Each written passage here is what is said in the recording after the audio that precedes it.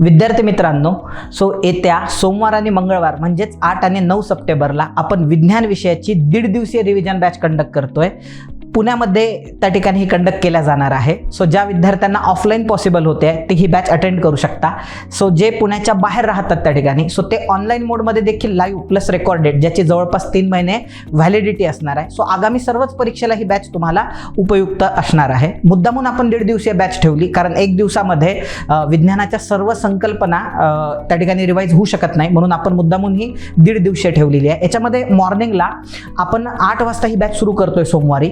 यामध्ये जीवशास्त्रातल्या बेसिक संकल्पना, पेशीसारखे महत्त्वाचे टॉपिक, सजीवसृष्टीचं वर्गीकरण, त्याच्यानंतर वनस्पतीशास्त्र हे आपण कंडक्ट करणार आहोत. 8 वाजल्यानंतर 1 वाजेपर्यंत, म्हणजे 8 पासून 1 वाजेपर्यंत. मग 1 तासाचा जेवणाचा ब्रेक राहील.